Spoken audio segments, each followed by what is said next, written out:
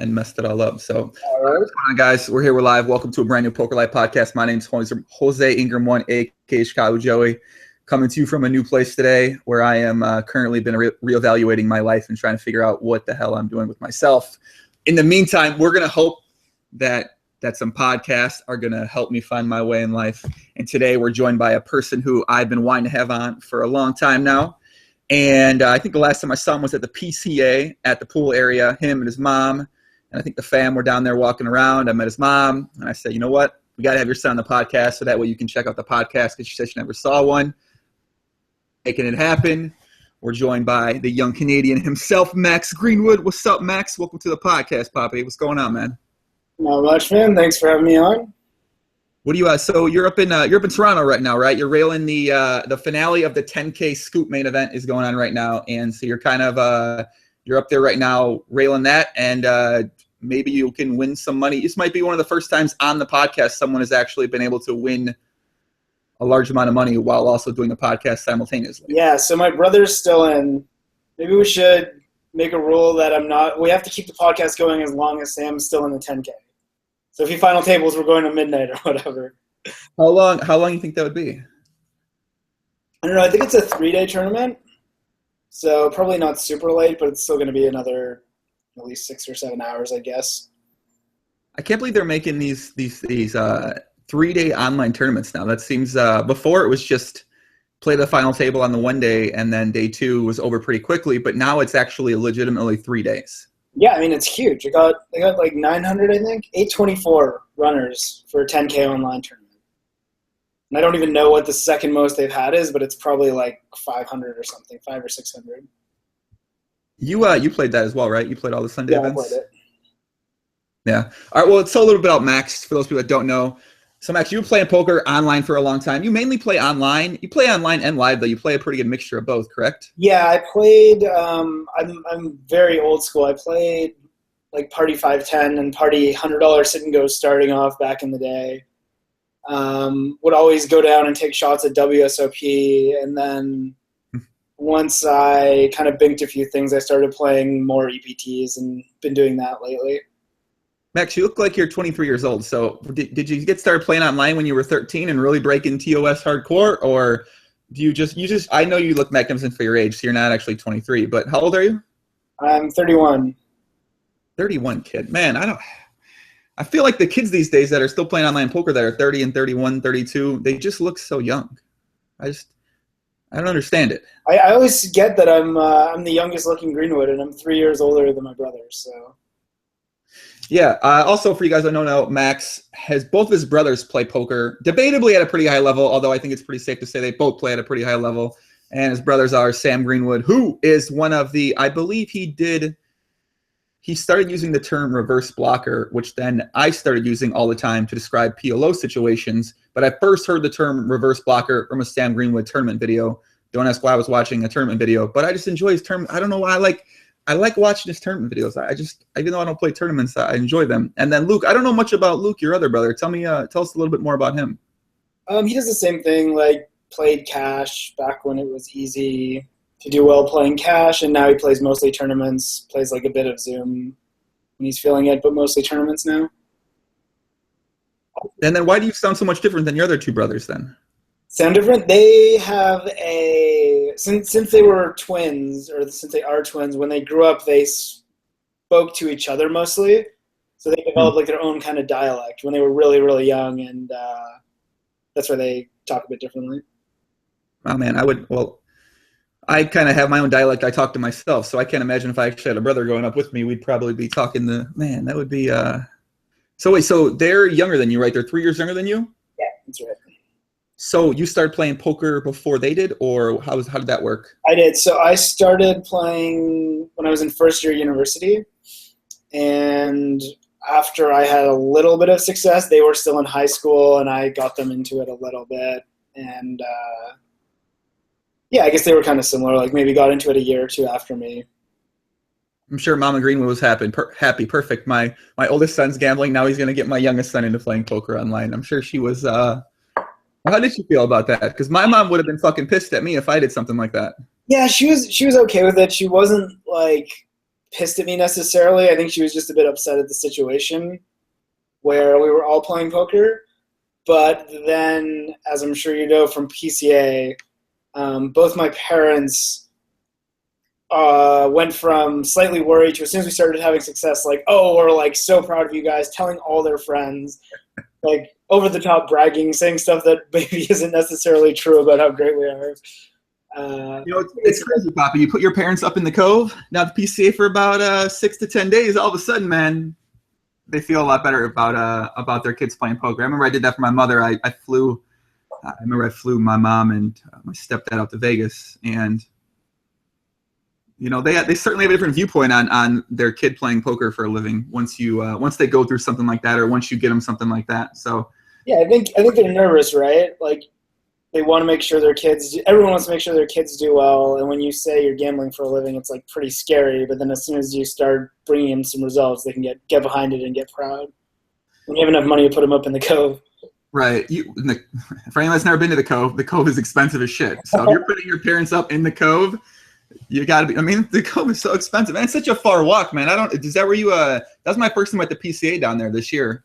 If you've been there, I mean, you've been playing for a long time. So have you been there pretty much every year for the past, I don't know, 6-7 years, something like that? Yeah, maybe even longer. There was one year I was going to skip it. I was with my girlfriend and her family on vacation in the Dominican, and I was like, I'm going to skip PCA this year. I don't need to go. This is ridiculous. I'm just going to hang out and have fun on this vacation. And then maybe the second last day that we were in Dominican, I just kind of got the itch and booked a flight from Dominican through Miami to the PCA, and ended up like super late regging and playing the main and some other stuff.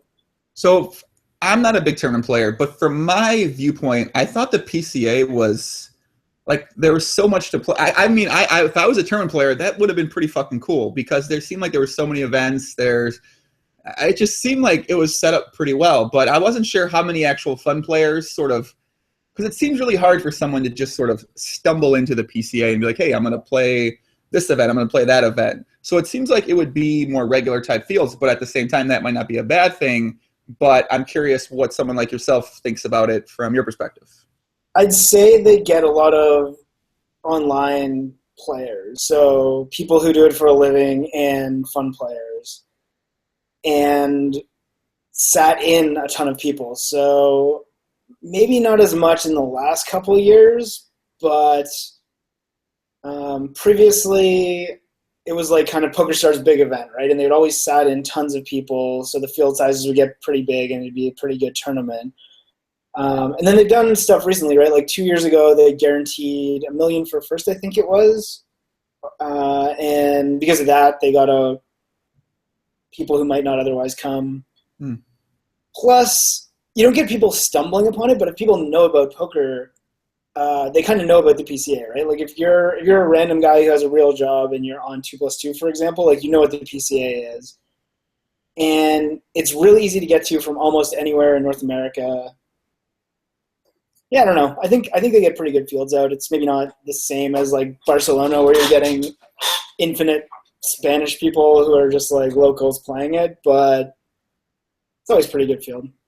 Yeah, I remember I talked to a lot of people at the PCA this year, and it feels like most of the people I met I didn't meet many people from America. Let's put it like that. I didn't meet all the poker players I met, even if they looked American, they were most certainly not American after I went and spoke with them. But I did meet a couple couples, like a little bit older guys who were like, yeah, I came down here just for PCA for about 5 or 6 days, came here to play a couple events. And I was like, oh, that's pretty cool.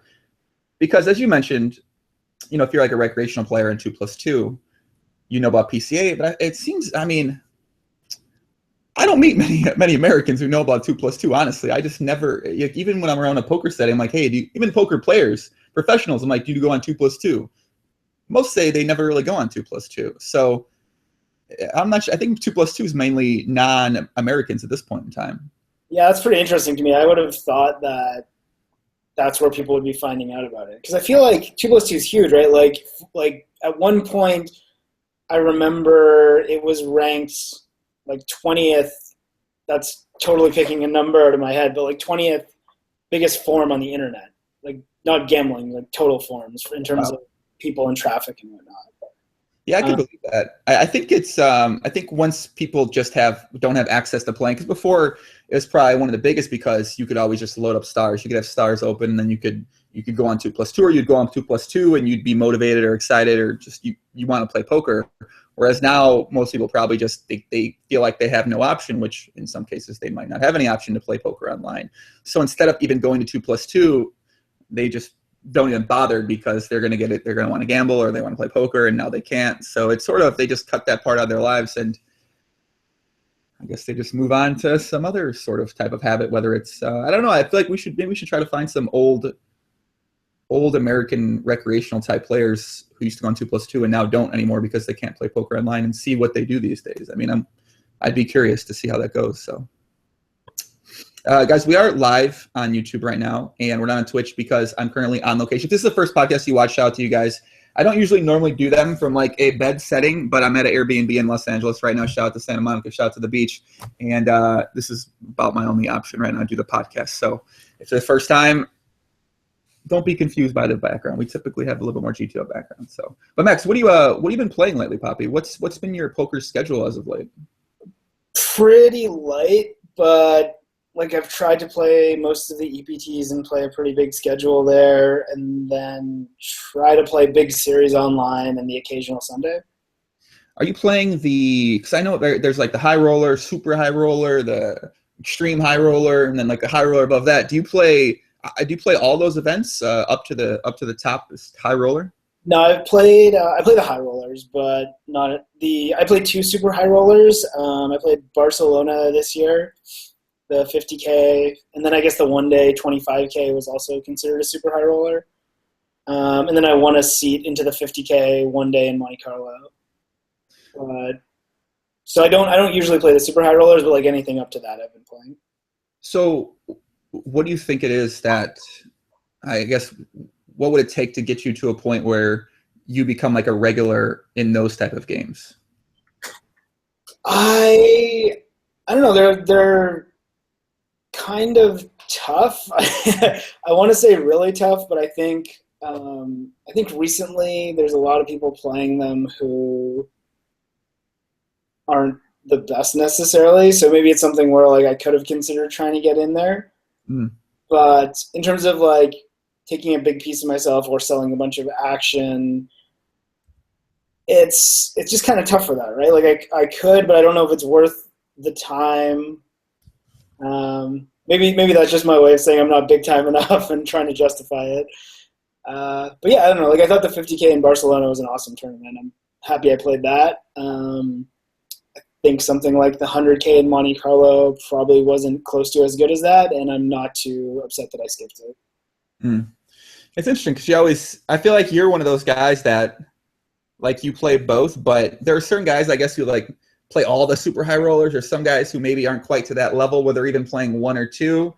And it seems like with yourself that I guess it's a matter of how hard you want to hustle behind the scenes in terms of, as you mentioned, selling pieces or finding these, I feel like for you, it wouldn't be too hard. Yeah, you have a huge network of people, but what do you think, I guess, do you feel like that's something that you could be doing in the near future? Do you think it's just easier to just not worry about the potential variance or the potential extra hustle that goes into becoming someone who just plays all those events all the time? I just think it's not something where I'm going to be winning a lot. And again, maybe with the way super high rollers are going right now, that's going to change. Or like maybe I should have tried to play the last few super high rollers that ran that I didn't play. But I think for a while they were really tough, and there's still some of them that I think are really tough, and it's just not, as much as I'd like to play just for ego and try and battle the best, I just don't think it's worth it. It's interesting you mentioned that they're getting softer, because I guess that could be a function of now they've been running for a lot longer. They're more glorified, meaning that the people who have money who may enjoy poker, now they're getting a much better chance to know they exist, and they can better prepare, or they can plan their schedule around it. So, and plus they might be high enough to this point where the people are incentivized to want to come play. So I wonder if we're going to keep seeing a trend where the fields become, I guess I wouldn't say soft, but they become softer and softer with more of these non-professional players playing in these events on a more regular basis. Yeah, I think the non-professionals are going to remain pretty constant. The guys that play, I mean, sure, there's somebody that could pick up poker tomorrow. Like, if Mark Zuckerberg decides tomorrow that he wants to play poker for funsies and thinks, hey, I'm going to go play this $100,000 tournament in Monte Carlo, then sure. I think it's more of a function of the people who won money in poker lately are putting it back in play. Some of them professionals, so like varying skill levels, but that doesn't happen usually. Like somebody will win Monte Carlo and you'll see them around more on the circuit, but they don't have the, whatever it is, ego or desire or like ability in their head of how good they are to play the 100Ks. And lately, anyone who's been something has just like, I'm like, all right, I'm going to play these 100Ks or 50Ks. And not only that, but a lot of those guys have been winning more in the tournaments. So they're sticking around. It's not like they took one shot and lost. They either took a shot or planned on playing them and then won a bunch of money, and they're still in there. Interesting. So I guess from your point of view, the people may not be the most plus EV in the long term in these fields, but they've had some short-term success, and now they might stick around for a little bit. Yep. Are you playing the 300K Super High Roller event in Vegas, or are you not playing that one? I'm not. It's pretty tough for Canadians to play tournaments in the States because there's a withholding tax. So I actually had a few people message me and ask if Sam was playing because they wanted to lock up a seat for him and buy a big piece. But same thing. He just can't play because withholding taxes makes it pretty much unbeatable to play that tournament. So I've heard about this before. I haven't really, asked too many more questions to people I know that are Canadian. I guess one person I've had a lot is Timex, he talks about the same thing before in the past. So what exactly how much do they withhold in that instance? So any cash where you profit over 5K, they keep 30%. And you can apply to get it back, but you need to have losses equal to your net profit to get it back. So if you cash in a 300K event, for example, you're probably not getting that money back, it seems like. Yeah, unless you lost $1 million playing in the pit or something. But Is this allegedly lost $1 million? Or is this like a tracked $1 million I lost sort of thing? I mean, I think there needs to be some paper trail of it. If the way that it works is if you cash for a certain amount of money and they withhold whatever X dollars, then you send off to the IRS and you request the money back, and then they can either write you a check for the money or say, okay, we need you to prove that you deserve this money back. And then if they ask for that, then you need to come up with receipts or whatever to prove that you had a bunch of buy-ins or pit losses or sports betting losses or whatever the case is. Well, that sounds fun. How do people who buy pieces then, so let's say for instance that someone bought $100,000 of SAM in the 300K. Would they get taxes automatically taken out of whatever piece that they have, or they got to do that themselves? So it used to be that you could do that at the cage. So like if you had 50% of me in the 300K and I cashed for $1 million, you come to the cage with me. I say, my buddy Joey had 50%, give him $500K, and then you would fill in a form that makes you responsible for the taxes. But the problem is that people were just going to the cage and buying losses and wins and doing all kinds of stuff. And so they stopped letting you do that. So now what would happen is I would cash for $1 million. I would send off to the IRS and say, I want, my 300K back. They would say, okay, prove that you had losses. And in that losses, I could include, Joey had 50%. So then I'd only be on the hook for 150K or whatever the remainder would be. I see why you guys don't want to play a lot of tournaments now in Vegas, because this just sounds like, that's if everything goes perfectly and then they might come back. You never really know what could happen in that instance. And yeah, it makes a lot of sense why you don't see a lot of Canadians. I feel like, although it seems like there are still some Canadians who just grind a lot of the tournaments as well too. Yeah, some of them have dual citizenship or a passport from whatever country, from a non-tax treaty country. And some of them just don't care, I guess. Yeah, I think some of them probably don't care. They're probably, I mean, it seems like it'd be hard to win in this instance with the 30% withholding here, but I think it is for, let's say you went down there and played a full schedule this year. How beatable do you think it is? Like, is it just impossible to really do? I don't think so. And I mean, the really shitty thing is that if you lose money, then you should probably do something like start playing a few live tournaments in the States elsewhere. Like having a losing year kind of sucks for you, right? Because you have that those losses and you can't do anything with them after the end of the calendar year.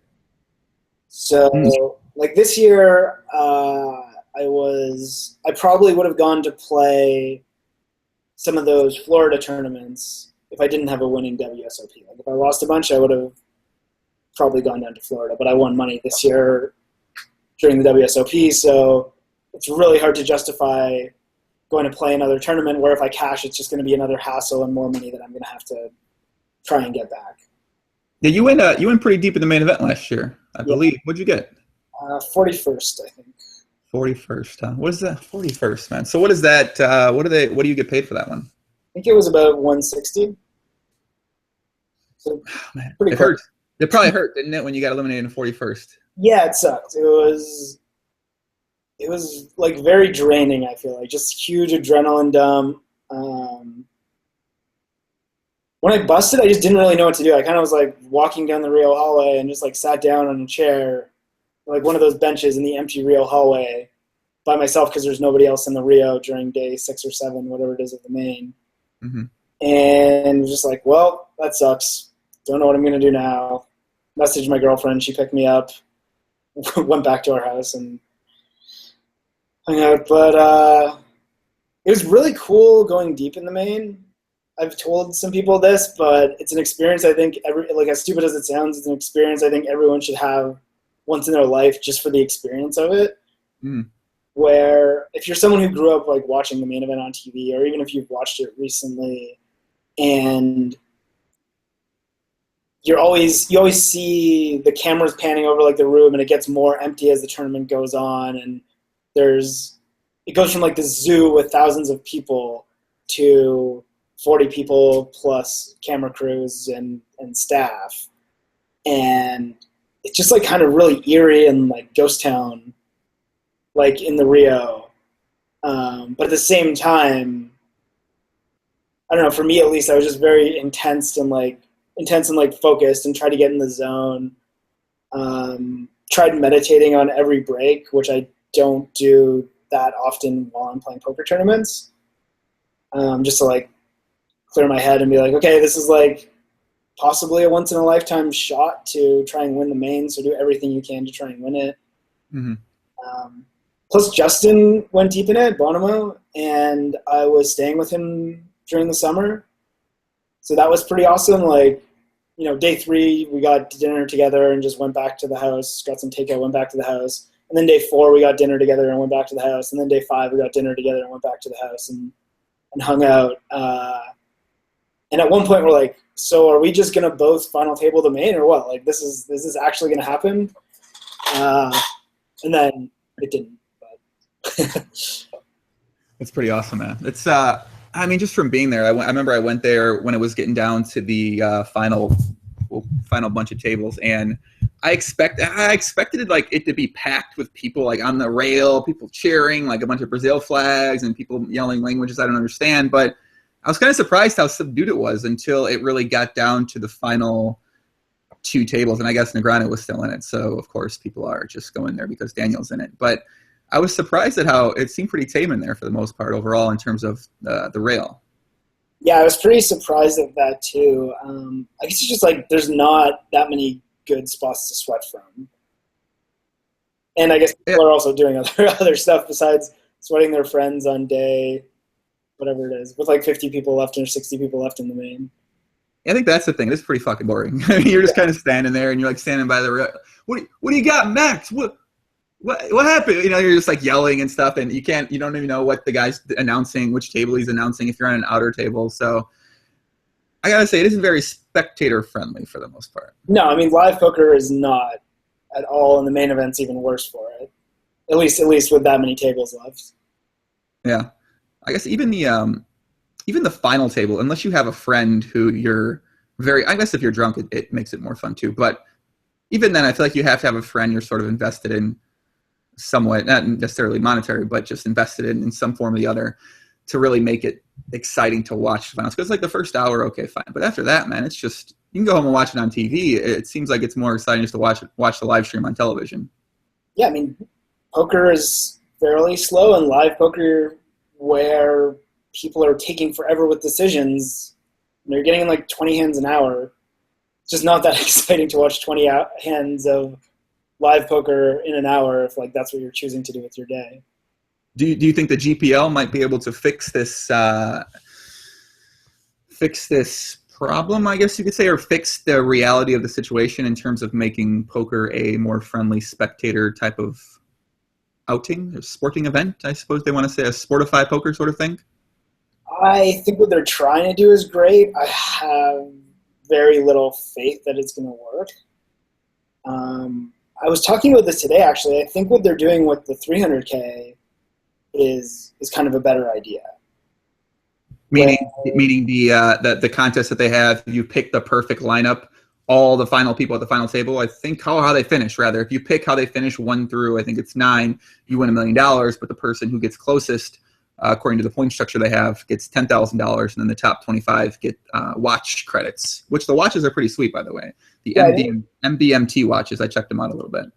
I didn't even know that, but I more just meant the way that they're going about it, where they're making it, I guess they're making it negative rake, right? Like they're paying people to play, or they're adding some money to the prize pool. Oh, I didn't know. I'm pretty sure it is no rake, but I don't know for sure about that second part.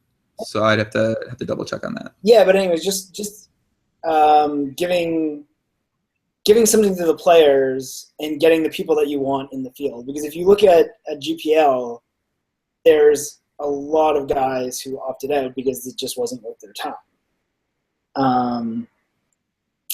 And I get the idea of like trying to make it a sport and having teams that you can get behind your team or whatever, but I don't think that's the best model for it. I think what they're doing with the 300K, where they're trying to get the best guys, people who will be kind of entertaining for TV, because they're household names, and then they're also they're televising it, right? Which I guess GPL is going to do at some point. I actually don't even know that much about GPL besides watching some of the online heads-up matches or Six Max sit and goes. Yeah, I think they're going to be doing something live in Vegas this summer. I'm not sure of the format. And then I believe when they do the playoffs, that's going to be at TwitchCon in San Diego in August or September. I can't remember the exact date. And then I believe they have the finale, which is in the Cube thing, and that's in London. I don't fucking know. But I don't know if it's going to be on television either, actually. I don't think so. I think it's just Twitch. I don't think it's on television. Maybe they might sell it later, but I don't think I've read anything about that quite yet. Yeah. Yeah, I don't know. But I really like what they're trying to do. I just don't think it's, and maybe I'm totally wrong, but I don't think it's the right way to go about it. Yeah, I mean, it seems like from a professional poker player standpoint, the interest is quite. I mean, I don't know how to gauge the interest, really. It doesn't seem very high, but I could be wrong. But it doesn't seem like the interest at the current moment is high. But I think right now they're trying to just gain that Twitch audience. So not necessarily go after the people like yourself or people like myself. They're trying to go after these new fans to poker and get them. This is their introduction. So they don't know poker like we know it, or from online, or from watching the main event, or playing that. These people are only going to know poker from what the GPL is presented to them. So their version of poker is that. And then I think what they're trying to do is build up that audience to more and more and more, and then start bringing in the live, and then start bringing in that, and then roll the dice, see what happens, sort of thing. And maybe I think they're going with China too. I think they're going to expand into China next, it seems like. And it looks like China's this blossoming market for poker, if you believe what you read. So it's yeah, I don't know what's gonna. It would be interesting though. You don't did you not want to play in it this year at all? Or are you potentially open to playing it in the future? I'd be open to playing in it. I think when they were drafting teams this year, I was kind of sad that I didn't just declare myself eligible just in case. But just for fun, like I don't think it's necessarily going to go anywhere, but I think it would be just like a fun experience. Yeah, I think it'd be pretty fun. I'm curious what people actually think about the GPL at this point in time, because I've heard some feedback for the first week or two, but now we're a couple months. I mean, it's hard to keep track these days. I think we're a couple months, and so people in the chat, let me know what you guys think of the GPL so far, because I'm very curious just what like a broader range of type of audience thinks about it so far. So if they like it or if they don't like it. I see some people in the chat. They said it's their first time. My boy Evan P. What's up, Evan? AKA Mac Daddy 34 Puppy. Puppy, this is what we live for. It can't be true, Puppy. My first live stream, let's do this. If this is your first live stream, buddy, this can't be what you live for. And also, if you're in San Diego, I might be coming down there to play ball. I'm not 100% sure if you're there. So you live in Max, you live in Toronto, right? Yeah. Do you live downtown by LaForte and by, I don't know if the other guys live downtown. I think the only person I know lives downtown for sure is LaForte. Yeah, I live in LaForte building actually. Oh yeah. So I was here before him, and then he ended up renting a place here, and then bought a place in the building. So are you living with your girlfriend then in the building? Yeah. Or do you hang out with? Is there like a certain poker group of people? Because there's a lot of poker players there. Do you hang out with? Do you hang out with a lot of them, or do you have a couple like close friends you hang out with mainly more than the other people? I have kind of the people I know originally through poker are a lot of guys I went to high school with actually. So Peter Jetton is the guy who got me into poker originally, and then Todd Sisley, my brothers, my friend Pat. So those are like my poker friends from way back who live in Toronto, and then I have the other group of friends who's kind of like LaForte, Dan. I'm trying to think of Donnie when he lived in Toronto. Ben still lives in Toronto. And then like Aaron Jones, Asani, all those guys. Yeah. Watts, almost forgot Mad Dog. I'm definitely forgetting some people, but it's cool. And now like, those two groups hang out together a fair amount. So yeah. So how much actual mingling's happening with the people in the groups? Because it seems like you'd think like, there's always a lot of mingling all the time, but it's then sometimes I go to certain cities and there's really not that much intermingling between the poker groups of people. So I'm always curious how the dynamic is in the different cities amongst the people that live there. Everyone's pretty close. Like we hang out a good amount. I was actually just out with Dan and some of those other guys. We took the dogs for a walk. Dan has a dog now. Oh yeah, I have a dog. GTO, Dan. GTO. You get the dog, Poppy. I'm pretty sure I know why you got the dog. So yeah, but it's cool. Like we'll hang out a good amount. Obviously, there's not as many people here as there was at one point. Like Donnie moved to Vancouver. A bunch of other people moved. Dan's not in Toronto as much. Yeah, we kick it. That was my saddest part about going to new places is that like certain people would leave after a period of time and you're like, you become these good friends with these people and then they're gone. And then it's like, you go from talking to them all the time to like not talking with them too much. And then you go to a new place and you're meeting new people. It's sort of it's like an interesting way to do it. I don't enjoy it. I find that part kind of sad, but I guess what do you think about it in terms of that aspect when you make friends with these people and they come to town and they stay there for a while and then they leave and then you might see them once or twice a year? I have a really, really good group of friends from Toronto, like high school, university, whatever. So I always get to come back and see them, and they're all based here. Most of them are based here. So I really like that part. And then everyone else I still see a decent amount, mostly from just playing tournaments, like playing ABTs. Oh, that's true. Yeah, you are traveling a pretty good amount, it seems like. So I guess you have like the Americans and are the Americans and Canadians, are they one group at the EPT stops, or are the Americans and Canadians, do they like are they against each other? Because I know there's some cliques that are on these traveling circuits? I feel like the Canadians and the EPT Americans are friends. And then the Americans, like the guys who are more Vegas guys or like East Coast poker guys, kind of do their own thing. Mm. Where do you think some guys like the Empire, WCG writer Doug Polk, who's been causing some controversy on Twitter lately, and by causing some controversy, I mean literally trying to cause all the controversy in the entire poker world right now. Where do those guys like those guys fit in terms of being friendly with other people? I don't really hang out with them that much, just because like I haven't talked to any of them that much. But I don't know. If you ask my group of friends, I feel like some guys are friends with them, some are indifferent, and some don't like them. So you've been following along with all this shit on Twitter. I mean, I haven't been on Twitter too much these past 5 or 6 days, but it seems like you got Doug versus Jason Mercier. I mean, so wait, did you hear Doug's initial comment he made on the podcast about tournament players in general? I mean, I know he doesn't think highly of them. Right. He does not think highly of them. And would you agree with that assessment, or would you disagree with that assessment? Because you are a tournament player. Yeah, as much as I'm a tournament player, I at least have. I mean, Doug might still think I suck, but I have some cash game background. Right. I assume a lot of the stuff that he doesn't. The reasons he thinks tournament player sucks is just the hood stuff that they do, where they're just guessing and trying to guess right, basically. I think no GTO.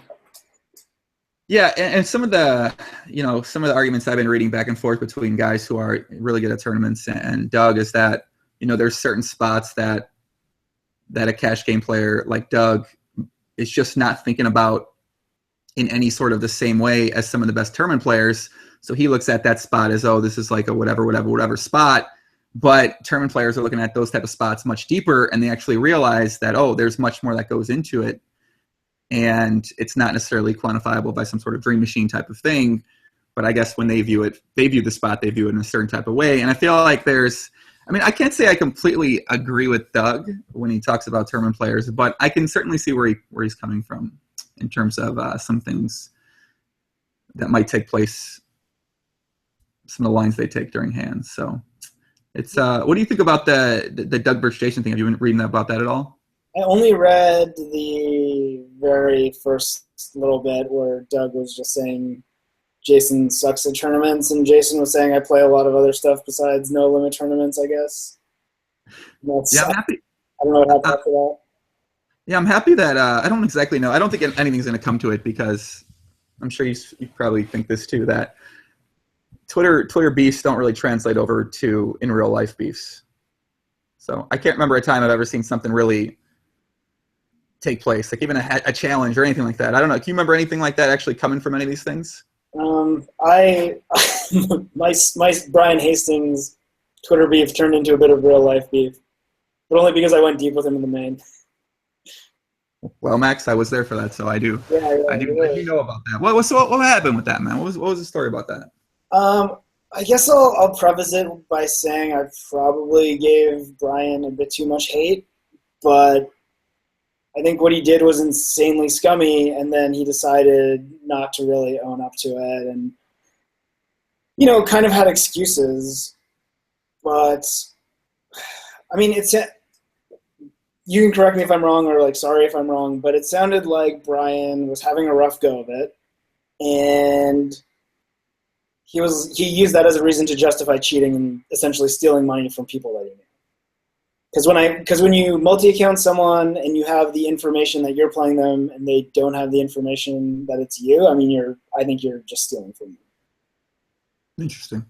So he was having a rough go of it. I mean, he said that, right? He said he was having issues with depression and he was losing some money. And oh yeah, you're right. He did come out and talk about that in the Poker News article, I believe. I wasn't sure what was out there, what wasn't written or anything about the situation.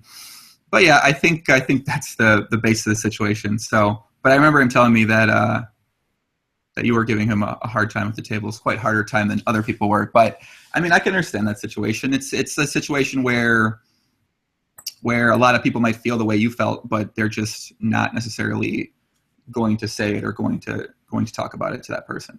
Yeah, and like I said, I probably was a bit too hard on him, but I expected better from him as someone who's been around for forever and someone who has had a pretty good reputation, kind of always tried to do the right thing, or at least it seemed that way. I expected better from him, and maybe that's my fault.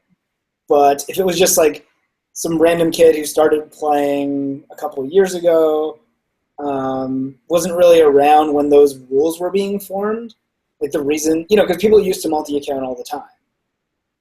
And then the community kind of decided multi-accounting's a shitty thing to do, and we should all like tacitly agree that we're not going to do this anymore. And Brian was in the community when that happened. Yeah, I'm trying to remember exactly. I think what happened was during the main, he made a comment about someone who did something else somewhat shady. Oh yeah, that's what happened. Yeah. And I said, "Oh, like you don't know anything about that, Brian, do you?" And I like kind of went at him a bit, but everything I said was true, and I don't think I was totally out of line. And then he tried to call security and have me thrown out of the Rio with like 100 people left in the main event. They just told us to calm down, basically. And yeah, I didn't know about that part, but I mean, I don't know. Obviously, I've known Brian a long time, friends with Brian, so obviously it sucks to see your friend, have to go through that or go through a situation like that. But at the same time, as you mentioned, there were some things said on Twitter. There's some things said in other scenarios. So I understand that sometimes things just come to a head like that, and situations happen. So.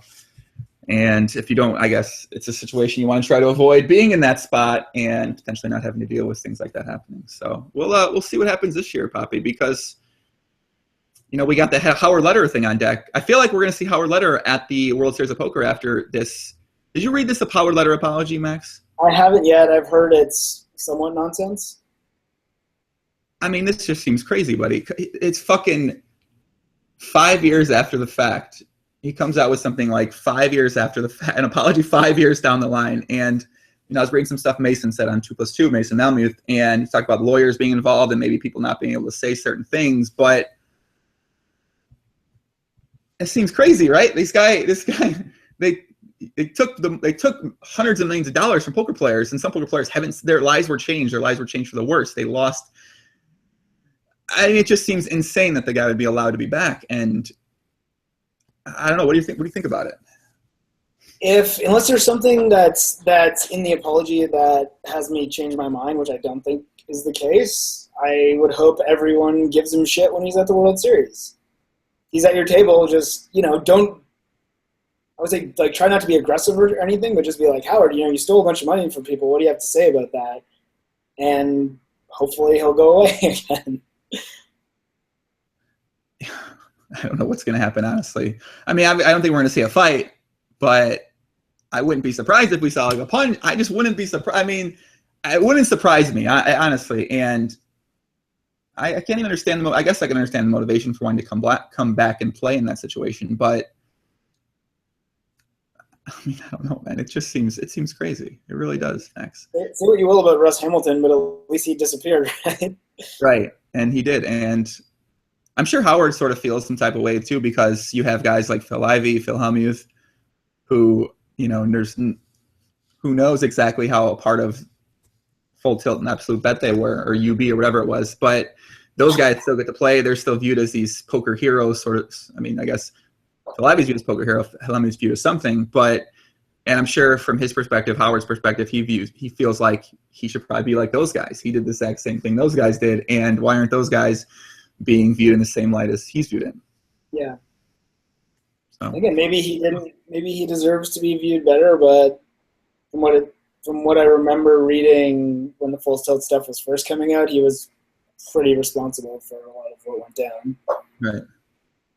Matt Glantz on YouTube. What's up, puppy? Says, do you think Howard would still be plus TV at the World Series of Poker? In the main event, or I mean, probably not in anything tough.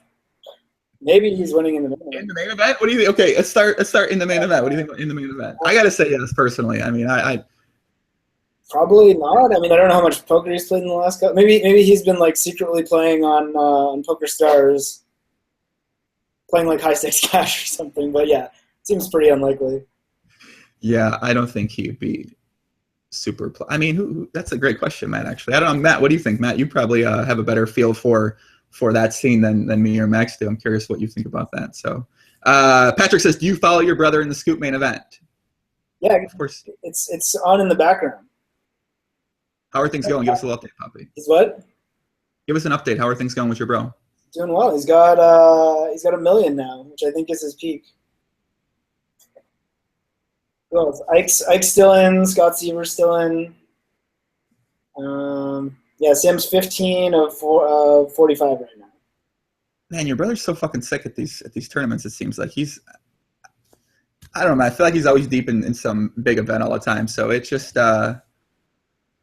I'm pretty impressed by his results. Who has the better online poker tournament results? You or your bro? Sam by a lot, for sure. Sam by a lot? Like he's close to, I think ROI wise over a lot of games without having one really big bank. He's probably like one of the highest ROI guys online. Wow. So is that because does he just play that much more online than you play, or do you have a different? Do you play more live than he plays? He's just really good. I'm okay. You're okay. He's good. So is this like a consensus family thing that Sam is the best brother at tournaments? Yeah, I think so. Yeah. Again, he's worked really hard and put in like the right type of work to just get really good. What do you mean by that? The right type of work? I think it's really easy when you're playing poker to decide, okay, I'm going to put in 50 hours a week playing, and that's the type of work I'm going to put in. Or I'm just going to study and I'm not going to play. And I think he's found a pretty good balance between those two things. And being a bit ahead of the game on programs when they come out. So, like, when Hold'em Resources Calculator came out, he was on that. Right. What? Oh, we got. Oh, okay. Oh, we're back. We're back with Max. We're back. No. Yeah, he was on all the good stuff. We had a guy in the chat. We had Chad Herferleffel said, "Turned in to learn about poker. This is all extraneous and not helpful to me at all. First of all, Chad, I'm sorry. Please email me. I'll give you a refund for watching the podcast today with me and Max. Me and Max will both apologize to you, and hopefully the next podcast you watch, me and Max will be able to offer you something a little bit more concrete. You can take your poker ability, my friend. But this is the Poker Life podcast. We talk about all things poker and life, my friend. But yeah, that's it. Go ahead. Continue on with that statement. Yeah, so he just got really good. He talked to a lot of good people. He's the first guy I go to now if I have a question about anything, for sure. Pretty cool. How much online are you playing these days then? Just not a lot. I played a really light scoop. So I played Tuesdays and Sundays, maybe a few other days. It's a light scoop, Poppy, for sure. He has a lot of events during the scoop. Yeah, and even Sundays, I was trying to keep the number of tables I was playing down, just playing the big stuff and trying to focus on it. I'm just old. I used to be able to 12 table cash, no problem, and now I can't 6 table tournaments. So what are you spending most of your time doing these days then? Last year, I traveled for most of the year with my girlfriend. She quit her job in January, and we traveled mid-January to November. What? Wait, hold on. You traveled from mid-January to November? We were home for a decent amount of it, but we had 2 months in Southeast Asia. We did 2 weeks in Nicaragua. She came to PCA because that was right when she was quitting her job and didn't have anything to do for the week. She came to Barcelona, did a trip with her sister beforehand, actually. So they went to Portugal and then met me in Barcelona. We went to Donnie's wedding, so we did Italy and Israel. And I think that might be it. We might have done a few other small trips. That's it, huh? That's it. Poker must be going well, Poppy. Things must be going good. You're going traveling from freaking January to November, man. What was the favorite place you visited? Southeast Asia for sure. I think we both really like Bali. Pretty much everywhere we went in Southeast Asia was awesome, but I think Bali was our favorite spot. So I heard a lot about Bali. I've never been there. I've honestly never even seen photos of there. What's Bali like for those of us who've only heard about it through stories like this? So we went to two places. The first one is called Ubud, which is interior, kind of like rainforesty, really cool. Went to, we stayed in this hotel that was kind of like in the rainforest, so just walked around the grounds of the hotel a lot. And then we went down to the south end, which is more like beach, surfy type stuff. And we spent one night on the northeast side in Tulumbin, which was possibly like my favorite place in the whole trip. It was maybe a 2 or 3 hour drive from where we were staying. We drove up there, went scuba diving, and did a night dive on this shipwreck that they have. So it's this like World War II ship that sunk off the coast of Bali. Went scuba diving at night, slept there, woke up, did a dawn dive. So like as the sun's coming up, did a scuba dive, and then did one at lunch and went back. So you like scuba diving, it seems like. Yeah, we got into it that trip and just tried to go whenever. We got certified in Koh Tao, which I think is where tons of people go. It's like in Thailand, this cool like small little town that's built mostly, I think, around certification in scuba diving. So we went there for a week, got certified. You can't scuba dive unless you have certification? You can, but you can only go to a certain depth.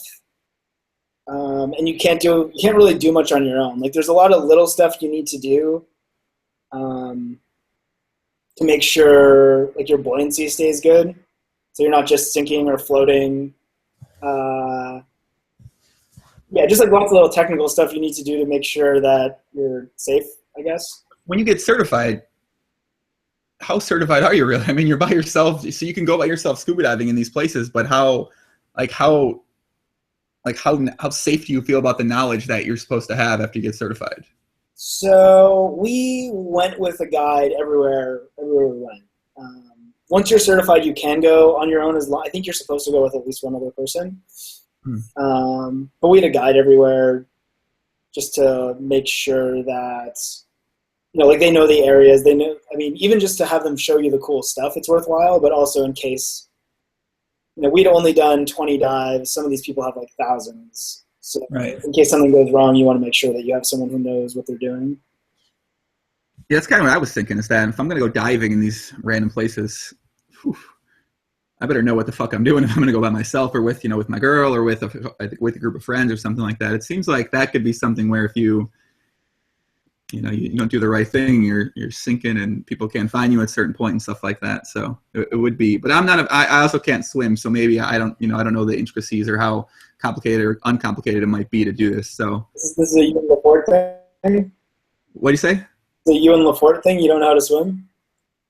Can Laforte doesn't know how to swim? Is that an official thing?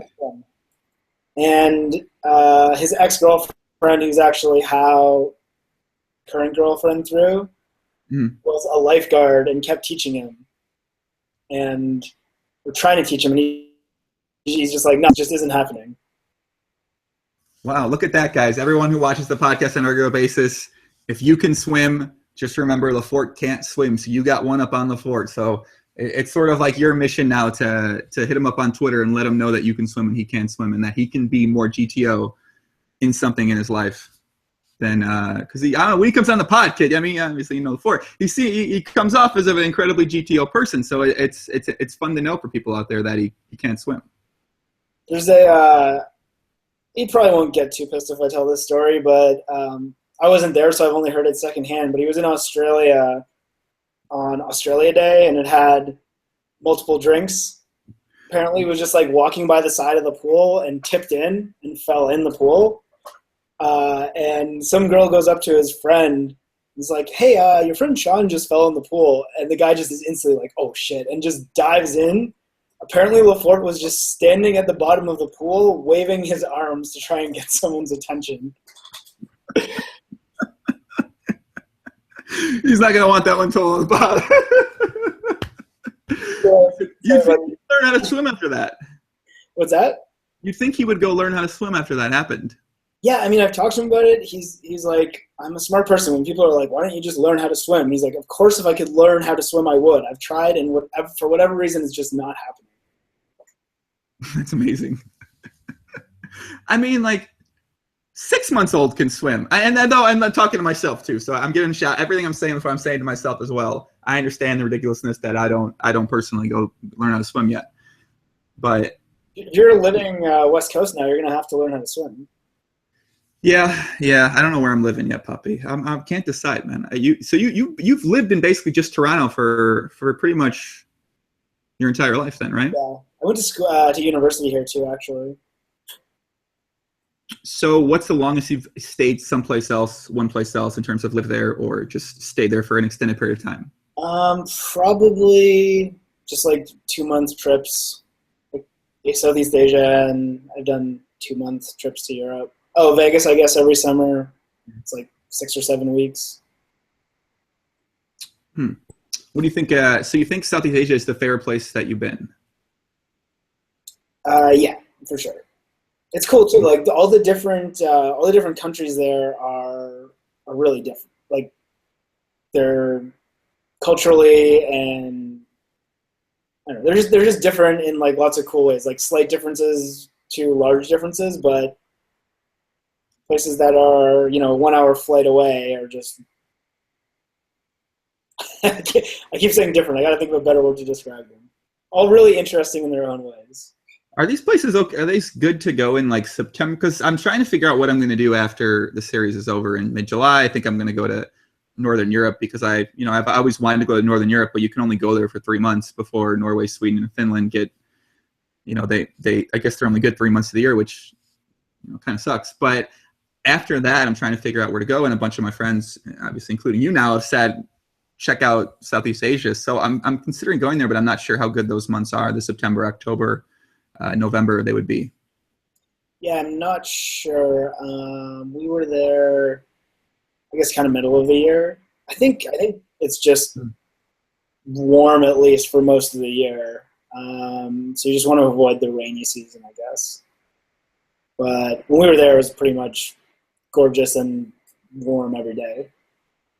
Man, thinking about it, there's so many places I want to go. Like Lafort, I'm sure Lafort told you about the Colombia trip. He made Colombia seem a little dangerous too because he allegedly got chased with a gun. But is there like a lot of places you still personally want to go visit that you just haven't visited yet? But I mean, it sounds like you've done a ton of fucking traveling, so you might have hit all the boxes that you really wanted to check over time.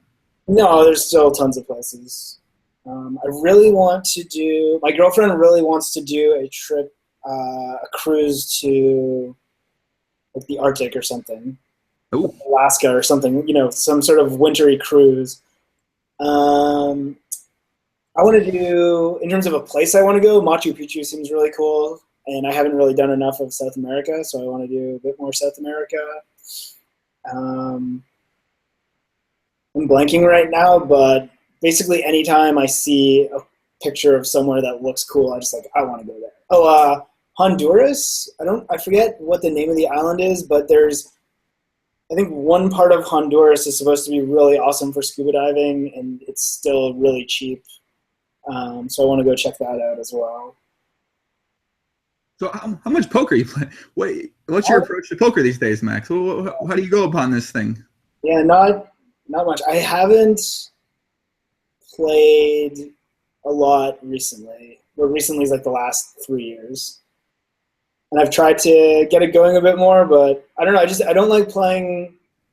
I mean, I stopped playing online cash because I guess it was getting harder, but also because I just didn't like grinding 3, 4, 5, 6 hours a day of online cash. Like I liked that at some point, but then it just took its toll. I was doing it for a long time. Mm-hmm. Yeah, I don't know. I'm sure you listen to the Remco podcast. I'm starting to consider doing something else that's not poker. Mhm. Sort of like in the early stages of that, but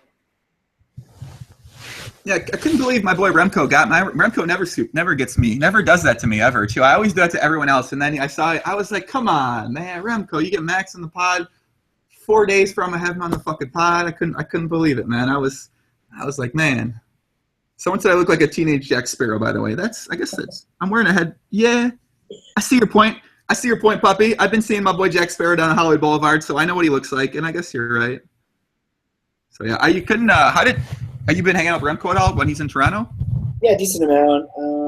I feel like between our travel schedules, like he does a lot of traveling for stuff that I'm not playing, so I do a lot of like Unibet tournaments and BRC for that. But yeah, again, like really awesome group in Toronto, and depending on who's around, like we all hang out. Hmm. You should get here for the summer months, not the winter. But the summer months are then defined as June and July usually. But then you go to Vegas for June and July for the most part. Yeah, it's like you can do stuff outside May, June, July, August, maybe a little bit of September. I feel like Halloween is usually the first day of the year where I'm like, oh, it's too cold. It's starting to get really cold. And then you go inside for the rest of the year, rest of the summer. Go hibernate.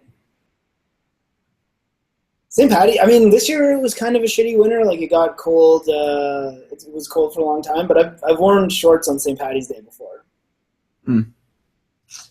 And it's I think it's like an hour plane ride from Chicago too. It's not far. Every time I look it up on there, like when me and Sean are talking, I'm just like, man, why don't I just go to Toronto? But then I don't know. Canada freaks me out still. Ever since I was in Vancouver, the last time I left Vancouver, I got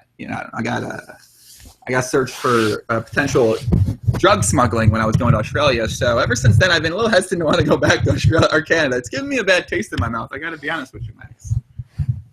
So yeah. I haven't gone back there since then. So, you can make it up. It's sweet. Like I still need to get to Chicago. Actually, I've never been, which is the same thing. It's an hour away. There's like no reason for me not to have been there. Right. Chicago. I feel like Chicago and Toronto. I've heard they're pretty similar. I believe in terms of how their downtowns are set up. I'm not 100% sure with that, but they're both really fun in the winter. I feel like even Chicago's fun in the wintertime. I mean, you have to wear warmer clothes, but if you're still want to do things, there's still a lot of things you can do there too. Yeah, I mean, Toronto's fun in the winter. Actually, like bars that don't have patios in Toronto do a lot better in the winter than the summer. Like clubs in Toronto they're a lot busier in the winter than the summer. Is there a big nightclub scene in Toronto too? Not. I mean, I was gonna say not really, but it's a big city. There's still enough clubs. Right. In terms of like DJ scene and whatnot, I think the big one was Government, and that shut down. Also, again, I don't party that much anymore, so I don't know where the good spots are anymore. You're a married man, Bob. Are you officially married yet, or is she just your girlfriend now? She's just my girlfriend in the other room. When's the ETA, Poppy? Is the mom getting on you about getting married here? Yeah, more so than the girlfriend is. Your mom is? Yeah. Yeah, sounds like my mom then. What do you say to your mom in that situation? Just kind of shrug it off. Yeah. Although I'm gonna have to start coming up with better excuses because my last Toronto friend, I think there's like 2 more now that are in long-term relationships that are not married, but I've had like 5 of my like oldest Toronto friends get married in the last 2 to 3 years. I mean, I guess you could just show her LaForte and be like, listen, I'll get married when LaForte gets married, Mom. and since you're safe for a bunch of years. She liked you. When you guys hung out at the pool, I'll say when Joey gets married, I'll get married. Yeah, tell her that because it might be a long. I mean, that's okay. I'm not in a rush. I don't know. Yeah, it's Yeah, I don't know about this whole marriage thing, man. I don't know. I mean, I guess if I found a girl, how long you been dating? How long you dating your girlfriend for? What was her name, by the way? Her first name. What was it? Callie? Callie. How long you been dating her for? 6 years now, I think. Holy shit. Well, I'm with your mom, man. Hey, time to tie the knot, kid. Yeah, I guess it's almost like it probably feels like what marriage would be, right? Yeah, I mean, I guess all we have to look forward to about marriage is a big party, and then everything else is going to be the exact same.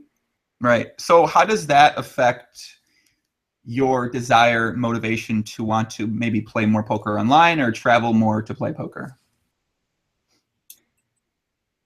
It's so my girlfriend, but also like again a lot of my Toronto friends. I realized that I wasn't seeing them as much because I was traveling a decent amount, right? And just even being on a different schedule. So yesterday we hung out in the morning. I started playing scoops. She went to her parents' house for dinner.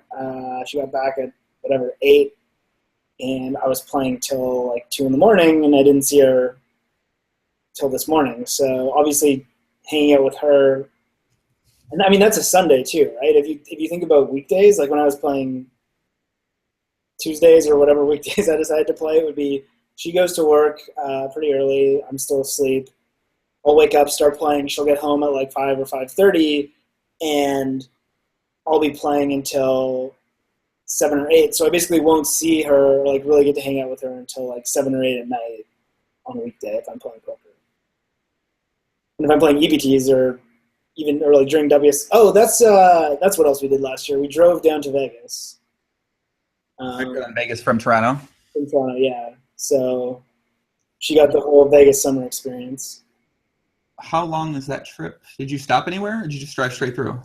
It's, I think, about 35 or close to that hours of actual driving, not including stops. And on the way down, we just kind of booked it down because there was a 5K that started a few days after Scoop ended. So I think we did 2 stops, I guess like 11-ish hours of driving each day, and then got to Vegas. On the way back, actually, we were planning on stopping in Sedona, in Arizona, just because they have lots of hiking there and a lot of dog-friendly spots, and we had the dog with us. So we were going to stop in Sedona, do some hiking, hang out for a couple days, and then as we were leaving Vegas, there was flash flood warnings, crazy storms coming in. So we said, okay, we'll go another direction, maybe we'll stop somewhere else. And the first night we were driving, we went through Denver, and I was getting kind of tired. I was like, okay, we'll keep powering through to a couple more hours. And by the time we got a few hours past Denver, for some reason, every single hotel was sold out. So we had nowhere to sleep, and we just kept driving and stopping every half hour, being like, hey, is there any hotels on the highway available? And they're just like, no. So we drove from maybe, I don't know, noon or like 1 until 10 or 11 in the morning until we finally found a place that we could sleep in for the night. It was ridiculous. And then... How could they all be? I mean, I've done these very late night drives like that too many times now, but how could they all be? That seems crazy. They're all sold out along the way. Yeah, I think there was a classic car convention in like some small town, and it just dominoed, and like every single stop had that many more people wanting to stay in it. Yeah. So that was pretty impressive, actually. I think we did Vegas to whatever, slept for 3 hours, and then just drove straight to Toronto. So we did the whole thing in like, I don't know, like 33 hours of driving in like 37 hours or something. So it sounds to me that when you first met your girlfriend, you were playing a ton of poker, and you weren't seeing maybe much as your girlfriend, much of your friends. And it sounds like once you reached a certain point of success at poker in terms of your financial status, it seems like you were like, all right, finally, I can fucking cut this down a lot. And it seems like you really, really, really love your girlfriend and really enjoy spending time with her. And it seems like from the stories that you've told and, from how you described your life these past couple of years, it seems like that's that's sort of your favorite thing to do is just spend time with her. Yeah, definitely. It's pretty awesome. How did that work? Because I'm sure that you had that desire for when you first started playing, but how did you balance that desire to want to, spend time with her, but also your desire to want to have success at poker? She's really good about understanding that I need time to play poker. So I know a lot of people, if they're dating someone long term and they were like going to go to Europe for 2 months to play some tournaments, their girlfriends would not be cool with that. But she just gets that that's something I have to do. So I think early on it was, I mean, even now, it's just like when I'm home, I try and see her as much as I can. And last year was obviously super easy because we spent almost the entire year together since she wasn't working, and we were doing activities like almost every day. So like when we were in Asia, we would try and make the most of and when we were everywhere, we would try and do something every day, right? Like not just like hang out and watch Netflix. So we'd go hiking or scuba diving or I don't know, go for dinner, whatever the case is. I think it's probably a natural progression, right? Like as people get older, they just want to spend more time with the people they're close with. And I still feel like I have a really like large group of friends, but that group's getting smaller too, right? Like as you said before, people move away and you don't get to see that person as often, or this hasn't happened to me yet, but I mean, I know people get married and then you don't like their significant other and you don't get to see that person as much, right? Yeah. So where do you see poker going for you then over these next couple of years? With obviously there's changes online, but I feel like live will still be, what it is. How do you see yourself continuing to approach that? So it's tough. Like I really kind of want to get out now. I mean, I've been doing it for a while, and I just want a challenge that's different from poker. But let's say that I was to keep playing for another 5 years. I think I'm pretty down on the future for like high stakes cash. I think it's probably in pretty big trouble. And I was kind of down on tournaments with the rake changes and both live and online. Mm-hmm. But as much as I want to hate on Stars, they've done some pretty good things to get the field sizes up and get a lot of the fun players in some tournaments. Like the idea to spin and go people into Monte Carlo and into the scoop mains is such a good idea. So they had you said they had people going in from spin and goes to these events? Yeah, so Monte Carlo, and again the numbers might be off here, but I think they had over 100 spin and go winners in Monte Carlo, and I think they had 40 for the scoop high, at least 40, and maybe a lot more for the scoop low. Yeah, those players have to be fucking terrible. I mean, I'm assuming things, of course, but I would assume those players aren't very good. Yeah, on average, I mean, of course, there's going to be like some pro spin and go winners who win a seat, but yeah, it's a good idea. I think tournament poker, both live and online, or at least during like the big series online and during live stuff, might be something that's like in for an upswing. Mm. I mean, I think the field sizes are showing that too, right? Like Monte Carlo, they did cut from a 10K to a 5K, so the field was going to be bigger, but I think they got over twice as many people as they had last year. Yeah, I've talked with people about this before. I guess I haven't really, people I've talked with don't have the answer to that, why that is though, because it seems like the live events and tournament and form of tournaments are growing and growing and growing and sort of getting better. And I'm not exactly sure what that's a function of or why that's taking place. I think it's just because people like playing tournaments. It's like it's a fun form of poker, and somebody who's not that good can win $1 million. It's pretty hard for somebody who's not that good to win $1 million playing cash games with only putting up like 5K or 10K or whatever it is. That's true. Wow. I show George just had a great comment. I didn't even notice this, and now I can't not look. He looks like Kevin Love. You do look just like Kevin Love. It's kind of fucking crazy right now, Poppy. Holy shit. It's bad. Wait a second. With the hat on, you look like Kevin Love. Wow, he does look like. I can't not see it now. It's insane. Holy shit. You ever got that before, Max? Never got Kevin Love. I got Joaquin Phoenix for a while. Yeah, he's got a sick beard. Yeah. I can see that. Guys, let's take some shouts, take some questions here in the chat. Who we got out here today? Let me see. We got Tim F. What up, Tim Puppy? Check Raise U08. You saying some weird fucking comments today, Check Raise, but that's okay. Shout out to you. Much love. Thanks for coming into the pod today. My boy, Ball Balky. What's up, Ball Balky? What's happening, buddy? Silver. We got Chewbacca. Melhoney PD. He says, ask him what his favorite book is behind him. Favorite book behind me? Okay, this is, I'll have two. My favorite classic book is, I think it was in an airport, and I just picked up The Great Gatsby.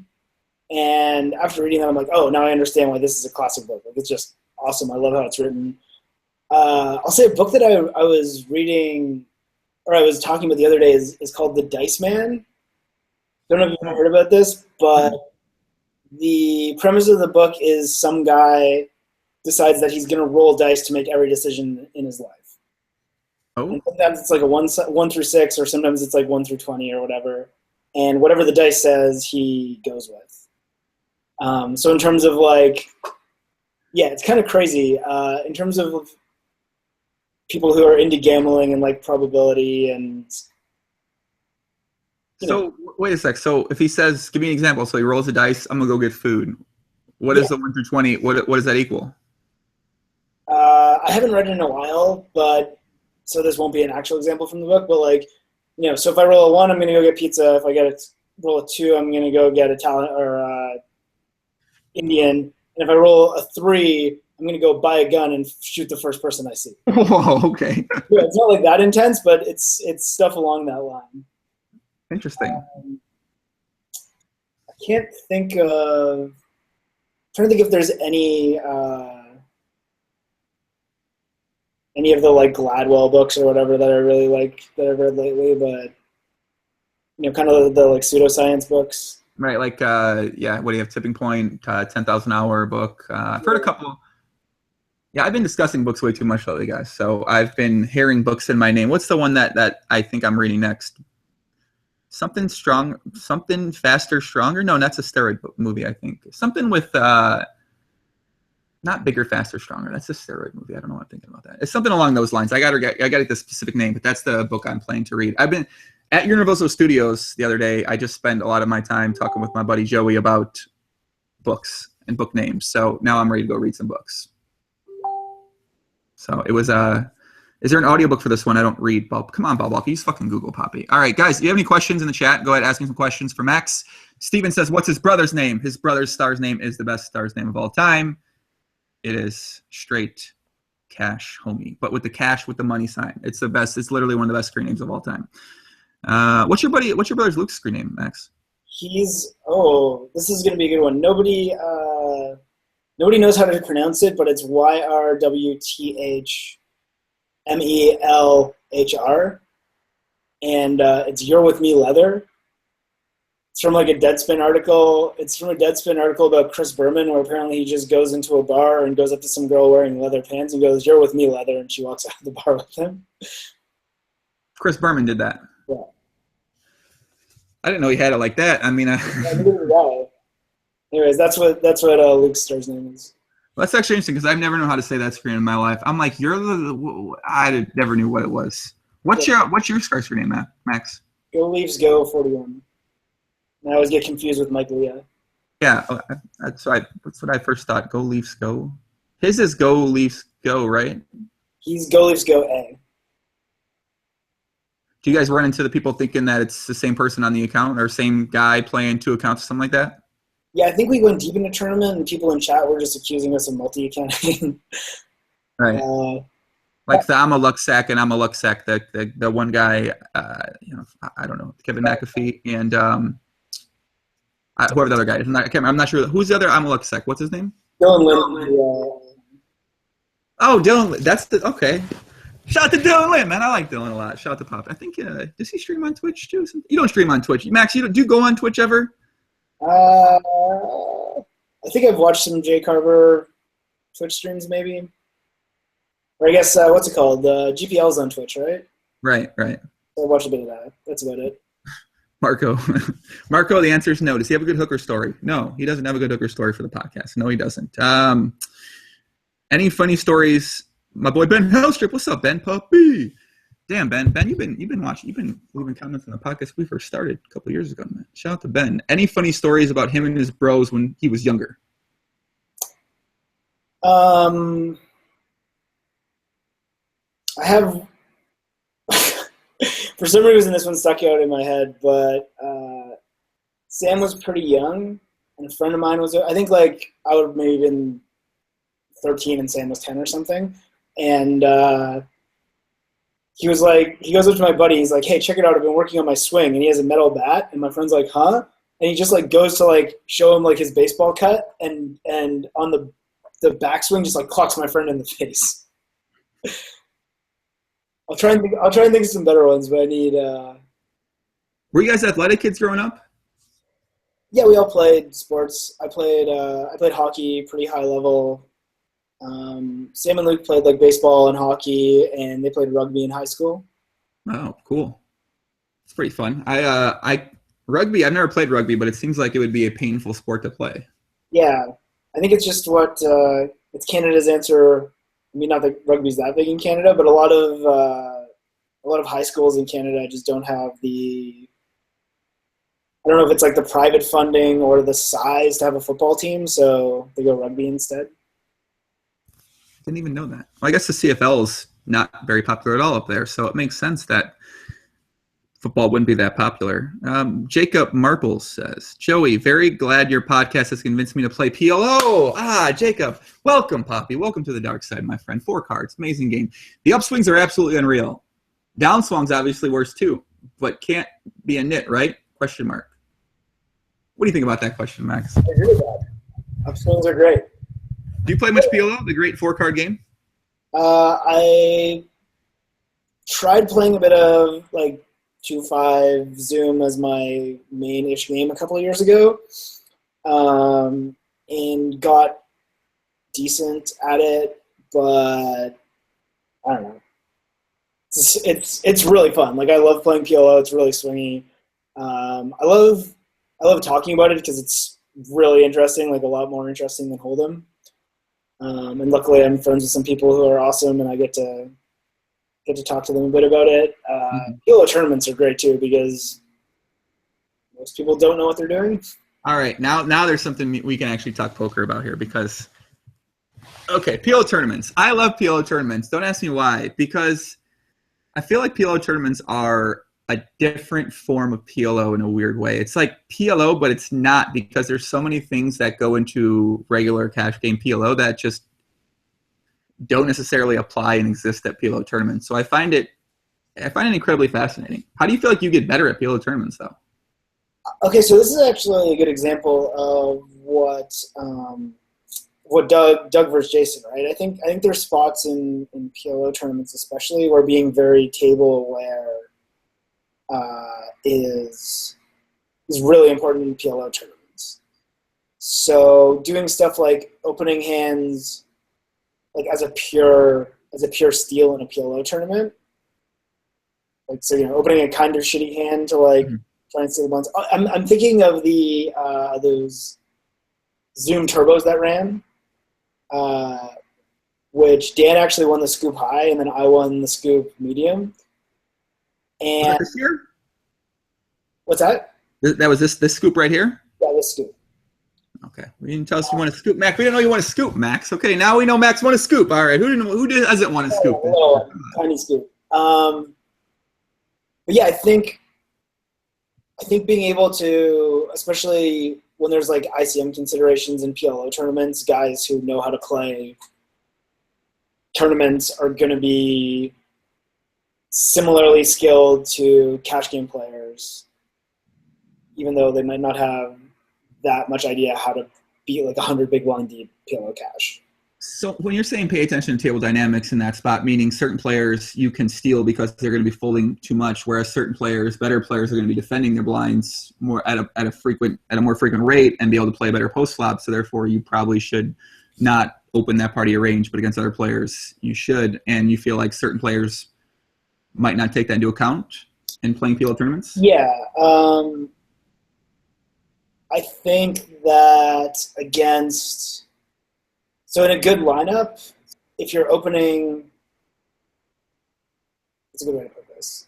Into certain lineups, you can open super wide because not only are you going to get folds more than you should, but you're also going to have people defending, or like people who do VPIP are going to do it passively, right? So you're going to have more people calling, and like a lot of time in PLO tournaments, if someone 3-bets, you're just like, okay, this guy has aces. Let's try and make an appropriate play based on that. Right. But if you talk to someone like, I don't know if I want to be giving away people's PLO tournament secrets, but they're just like, yeah, just like go animal and 3-bet everything, because people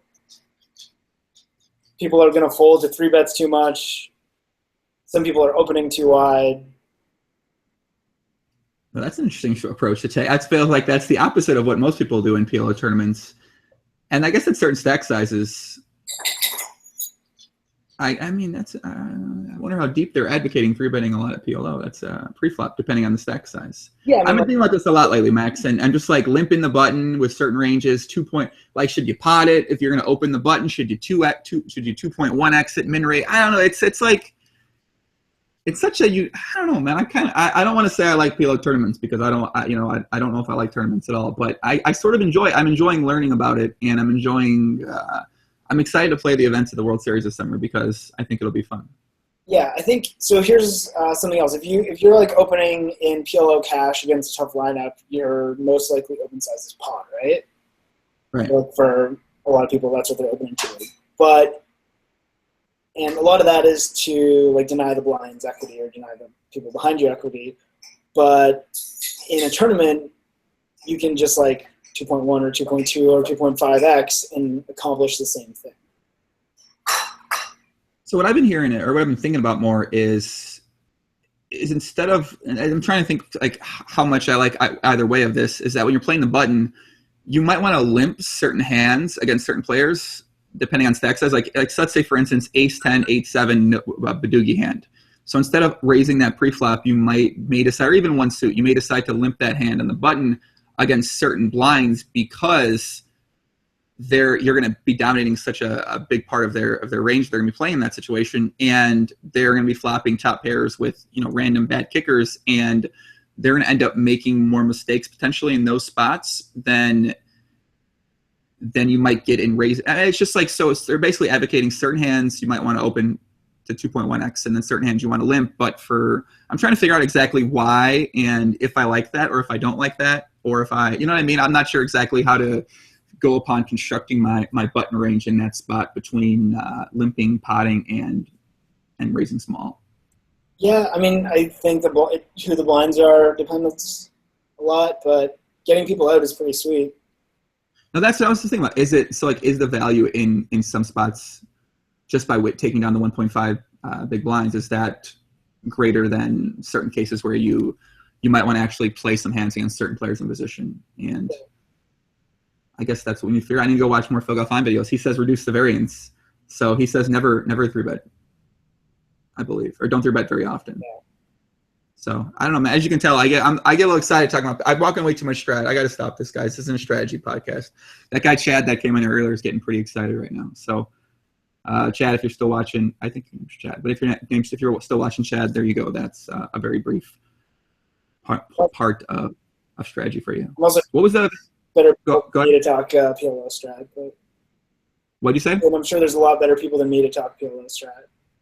But no, PLO tournament strat. I mean, you're very, not many people are like yourself that have played a lot of cash games, that have played a ton of tournaments, and that can play both formats. So it's very rare you find someone who's skilled in all the formats to actually be able to talk about them. So I think that's No, you're pretty. No, I mean, think about it, right? There's really not that many people who can play both or have played both and have experience in both and then can apply it to each game type. Yeah.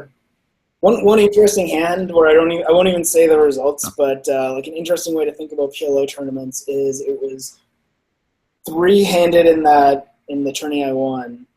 I had 9-9, 8-8 double suited on the button, and I think I had I think the big blind was playing pretty tight, and I like 2.2 or 2.5x, and small blind was Sampo, and he pot. And so he covers me and the other stack are pretty similar, and Sampo has a bit more than both of us. And if I call, we're going to have like 2/3 pot to play. Oh. So that's like kind of an interesting spot, right? Where like chip EV wise, I'm definitely calling there. Wow. But tournament wise, what do you do? Because there's, like, if it was all in for me, then I mean, let's say it was no limit PL or no limit Omaha, and he shoved, then like it would obviously be a fold because I'm gonna bust the tournament in third a decent amount. But when I call, I'm gonna be able to fold some flops, and I'm gonna be short, but I'm still gonna have chips left, right? So that's like kind of a tournament concept. Interesting. So what do you do in that situation then? I ended up calling. I think it's interesting though. I mean, maybe you're supposed to fold. I think you're supposed to fold certain hands that you would otherwise call a 3-bet with. Yeah, maybe 8-8, 9-9 is double suited. You said. Yeah. Maybe that's a hand that might just be easy enough post flop to call a 3-bet in that situation, and then. But then it's like, I guess if you're flopping a flush draw, you probably have to go with it. Yeah. Any flush draw because you can make a set too. So it's sort of a. What was the flop? Yeah, I don't even want to know the hand. It's just an interesting situation. I mean, I feel like I would just. I flopped a set again. It was like ace 8-2 with my flush draw, and it was like, all right, hopefully he doesn't have aces, and he had ace king king, and I won the tournament. He's in pretty bad shape there. Yeah.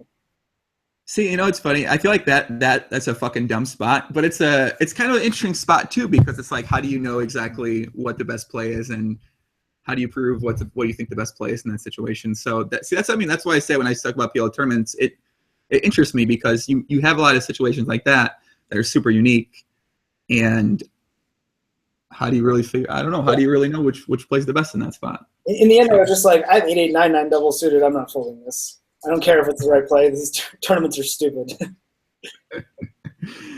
Yeah. Oh man, I'm gonna start thinking. Now I'm gonna go start. I want to play more PLO tournaments, but here in the great state of America, there just isn't that many options, unfortunately. So there's there's not many options. So it's hard to really get a sample size and learn and get better. So when you said that a lot of players are starting to forget the PLO tournaments, I think that's the case. Is because there's just not many to play. And even when you do play them, you get into such dumb spots where it's going to take you so long of getting in that spot to really understand, all right, was that a good play or a bad play? Like, he's like that. Like, it's just so hard to even know exactly what you're doing, how to get better at it. There's just so many things, and variance is going to just skew your perception of the situation one way or the other. And it'll be tough to get better at it. So it does make sense why the games are so soft. Plus, you get a lot of, again, like, you get guys who only know one of the two concepts, like either PLO or tournaments. There's a lot of strictly tournament guys who probably have a really bad understanding of like pure hand values or like pre-flop hand values in PLO. So I guess that means are you going for the series, for the entire series, or what's your plan for that? I'm planning on going a bit late. Going down on the 7th and skipping those small tourneys at the start because it's just going to be a total mess at the Rio. Mm-hmm. But I don't have flights booked yet, and the nicer that the weather gets in Toronto, the more likely I am to stick around here a bit longer. But yeah, going out around the 7th and staying through the main probably. Are you going to play any tournaments at all? Yeah, I'm going to play a decent schedule. I think I played maybe like 15 tournaments last year, and I'll probably do something similar. Have you ever played any of these smaller PLO buy-in events? Yeah, I play those every year for sure. I just played the 3K 6 max last year, or 5, I think it was 3K, I don't think it was 5K last year. And I realized quickly that I had absolutely no idea what to do with certain stack sizes below 17 big. I just literally I was like, man, I can't play anymore because I don't know exactly what the fuck I'm doing. And I've worked on that a ton since last year. But I thought the play was like kind of like, I wouldn't say, I thought it was stronger than I expected. You hear about these field tournaments like, oh, the field's so soft, like holy shit, dude. And then I played it and it's like, no, I know 4 of these guys that my 6 people at my table. This isn't that soft. But I've heard the full ring tournaments are much softer. So can you tell me more about, I guess, how those tournaments are or what the field's like in those ones? Yeah, the 1500's something special. The 10K PLO is also just a great tournament always. Something special, huh? Yeah. Interesting. Okay. Something special. Perfect. Yeah, I was, man, I'm going to give away some strat here, but fuck it, whatever. I'm going to give some strat. So I played the Satellite to the 25K PLO last year, and I could not fucking believe how soft. That was literally the softest game I've ever seen in my entire life at live poker. I couldn't believe some of the plays and the players are playing this thing. So I imagine those type of players play the 10K PLO as well, too. Probably some of them, yeah. I think sats are generally really soft. Like the 5K sat in Monte Carlo to the 50K was awesome. People just want to gamble, right? And if you can get in, like they don't care that they can't afford to play a 50K tournament. If they can win a seat into a 50K tournament for 5K, then now they can afford to play it. Right. Man, I just gave away too much strat with that set, that 25K. I don't even care. Listen, everybody go off I'm telling you. You're going to thank me. Listen, if you guys play the PLO Satellite to the 25K this year, you'll see me in the sat. Just come shake my fucking hand and tell me thank you for putting you into that winner. That's all I ask for people out there. Some one person shake my hand, give me a high five, give me a slap on the back or something like that. So are you staying I'm actually staying in the house again this year? Yeah, I got a house. Are you staying with the same group as last year? So last year was Mike Watson, Justin, Sam, and myself. And this year is me, Mike, Sam, Donnie, plus Dogs and Stephanie, and my friend Jason Pastor. So wait, Donnie's the only person bringing his girlfriend there? Or his wife now? I'm sure Mike's girlfriend's going to come down for a bit, but she works and my girlfriend works too now. She's back on the real job grind. The old real job grind, man. Back to life reality. You can't just. I guess you can't. I guess you can't just. I mean, you could not work, but it's probably boring to be. Probably boring just to not have a job. I would imagine. Yeah, I mean, her biggest complaint about her current job is that sometimes she's not doing enough. Like that's kind of she's just. But she has some cool stuff coming up in the next couple of months, so I think it's going to be. She's going to be a bit busier. What kind of job is she doing? She works for Scotiabank in their, I guess the broad thing would be sponsorship department, and does a lot of stuff with their minor hockey program and I guess also now NHL. And the big event that they have coming up is the World Cup of Hockey, which is in Toronto in September, I think, like right before the NHL season starts. So she's going to be involved with planning stuff for that. That sounds like fun. Yeah. If only you said, when you said sponsor, I was like, well, I wonder what they maybe they can sponsor the podcast, but it doesn't sound like they're interested in sponsoring the podcast. Maybe she can get the hookup with all those players who get their bank accounts shut down. Maybe she can put someone in touch with those. You always hear these stories. I don't know if it's Scotia, but I don't even know if I've heard these stories recently, but it seemed like for a period of time, a lot of Americans were getting their Canadian bank accounts shut down because they were only using it for gambling transfers. Yeah, Royal Bank actually was really bad. That's where, so I've had a bank account at Royal since I was like 12 or whatever. And one day they're just like, okay, we don't want to lose you as a customer, but you can't process anything from money bookers, Skrill or PokerStars, like any of these online gaming sites. And I'm like, all right, I'm going to a different bank, bye-bye. And just went to TD, who's a lot more reasonable. Yeah, I don't know how they figure that out. This is a good question, actually. Has Max ever got big time? This is a good question, Max. Have you ever got big timed? Like someone big time me, like someone snubbed me. Yeah, someone big time. You like something happened with someone you thought they big timed you. Yeah, I got a great story actually. Okay. It was during WSOP Europe a couple of years ago, and it was the year Craig Marquis won the main event. Okay. This might not even be that good a story. It's just more calling a guy out for being a dick. But so they invited him and a couple other people before the November 9 to an ESPN party to watch football games on a Sunday. So we were all hanging out, just like having beers or whatever, watching football in London. And Brandon Cantu was there and was playing Open Face, or I don't know, it might have even been a different game back then. Like this is pre-Open Face, or maybe even pre-Chinese poker days before it blew up. So some guy comes up and is like, hey, just so you guys know, we have an extra like $2,000 on the ESPN tab. They're covering it. Have whatever you want, order food, order drinks. We gotta use this. So we're like, all right, sweet. And we go over to their group and we're like, hey, just so you guys know, we got free shots. Like, you want to come do shots with us? You want me to grab you a beer or whatever?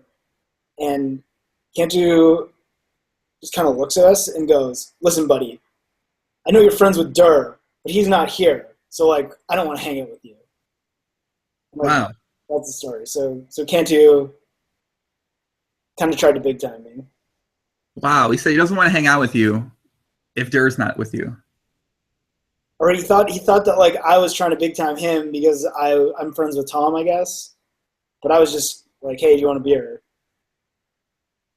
Man, I don't like these big timing stories, Poppy. I don't know, man. The big timing stories they bring back bad memories for me personally from last summer.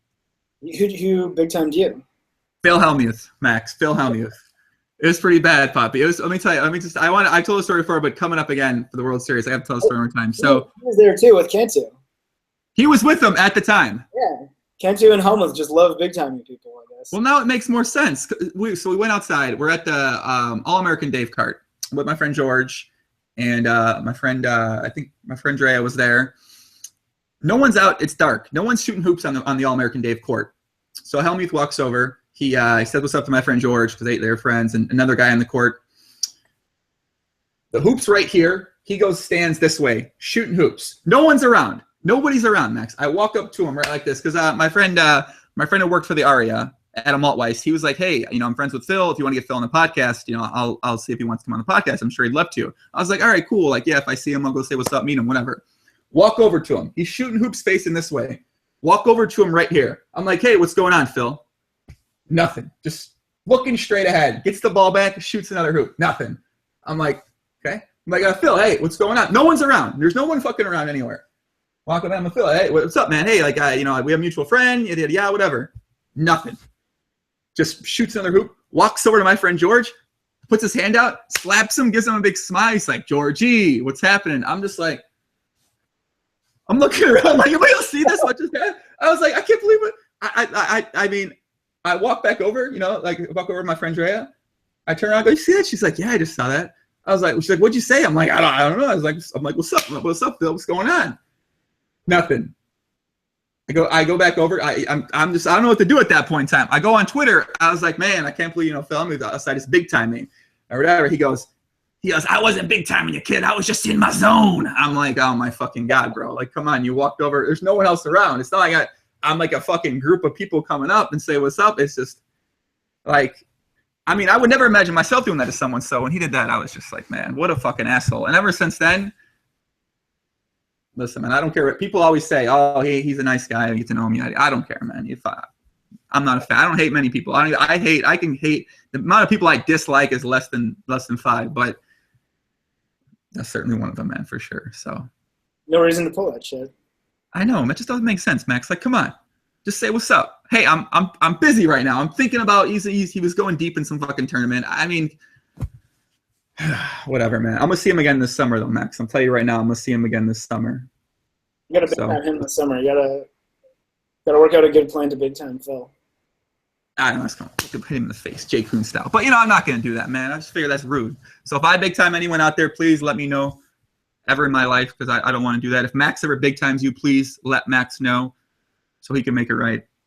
And top 5 people I dislike. I can't say that list, man. I've got another good big time story that I witnessed that I wasn't involved with. It involves Zygmunt big timing someone. Okay. So my friend Blake, who's Empire Maker, was like one of the original party poker legends. Like, you friends with Blake too? What's that? You friends with Blake too? Yeah, I forgot he's in Chicago. Yeah, I don't know. That's cool. Yeah, Blake's like one of my older poker friends. So we were drinking in WSOP Europe a couple years ago when it was in London. I think this is the same trip. This is the trip of getting big time. And he goes up to Zygmunt. He goes, Zygmunt. He's like, I am the Empire Maker. We play together online. And he's like, you're a legend and I'm a legend. Let's do a shot together. And he kind of like looks at him and says something to his friend in Finnish. And his friend says something back to him. And he just looks at him and goes, I don't know who you are. Go away. Oh, man. I know Blake was probably... I can't imagine he was thinking that. He's like, wow, I can't. What did he say after that when he came back? It's just like, Zygmunt just said this to me. Hillary just said this to me. That hurts, Poppy. Doesn't that hurt? Yeah, I'm sure they played a lot too back in the day as well. Yeah, I guess I don't know if Zygmunt was like a party cash. I feel like he played more on Full Tilt and stuff when the bigger games were running. Yeah, I think so. Playing like Party 510 in 2004 or whatever it was. Yeah. Tim F said, I will get revenge for you, Joe. I will pretend to want his autograph, then walk away. This is what you should do. You should go up to Phil Hellmuth and be like, hey, can I get your autograph? And then when you see someone else walking by, be like, oh, wait, no, I got to get his. Hold on a second. And then go run over to someone else and like, how can I get your autograph, please? And then come back and be like, oh, never mind. I got really who I wanted to come here for. That could be something. If somebody does that and gets it on camera, I'll give you $100. All right, I'll anybody go, and then I'll see you across the room and be like, oh shit, it's Joey, and run over and get your autograph. You get it on tape, Max, I'll give you $100, okay? If anybody does that to Phil this summer, Max included, anyone does that, records it, I'll give you $100. That's actually, tell you what, if anyone does that for the rest of our entire lives, I'll give you $100. And it's got to be real and it's got to be legit. That's it. That's what we got. Max, 2 podcast guest recommendations. Who do you think I should get? I think it'd be cool if you got someone who is doing something else now, like not poker, but like who was a poker player. I don't know if you've had anyone like that on. I've had a couple. I had like Krantz doing a lot of VR stuff right now. Who else is really doing a lot of stuff right now? I guess Krantz is kind of the one doing. I guess Foxwood Fiends. He's lawyering it up right now in New York City. I'm trying. Who else have I had on that's really doing a lot of stuff outside of poker? I guess it'd be more of the old school guys, right? Yeah, I mean they count. Yeah, they count for sure. Have you had Dan on? Dan Smith? Yeah. Oh yeah, I've had Dan a couple times on. I had Dan and his cousin made an appearance on a podcast too. Who's his cousin? His cousin, I believe his name is Matt. He's got glasses. It was in San Diego. He's got glasses. He seemed like a fun kid. 21. Seemed like pretty adventurous. Interesting. Yeah, I liked him. Here we go. This is easy. Get Sam Greenwood and Luke Greenwood as your next podcast guests. I like them. Yeah, I mean, I've always wanted to. I've known Sam. I met Sam a bunch more than I've met Luke. I don't actually if I've actually met Luke before, but definitely would like to get both of those guys on. Obviously, I want to get Sam on because you had the Roost Blockers. You had Odson on? Yeah, I had Odson on. He was one of in my first year of things, man. Yeah, that was a couple years ago now. But yeah, we'll probably me and Odson are probably going to do another thing live this summer in Vegas together. So I got to get him drunk first, and then he'll "Oh, boy, what's up, boy, boys and girls?" Whatever. He does the same odd accent voice. So, all right. One. If you could give one piece of advice, poker advice, to people out there right now aspiring to make it at poker, what would you leave them with? Can I say do something else? Sure, if you'd like to. Do something else. But if you're going to try and make it in poker, then surround yourself with as many smart and successful and driven people as you can. Well, technically that applies to all forms of life. No matter what you're doing, you want to surround yourself with people who are, or that sort of thing. That's true. But especially if you're like just getting started off in poker, it's going to be really hard to learn stuff on your own. And even if you have like a few buddies, right? Like that's kind of how I got started, and we all just helped each other at the beginning and figured out concepts and stuff. You sort of evolved too. Like I remember I had similar like 4 group of guys who we started playing 10 cent, 25 cent together.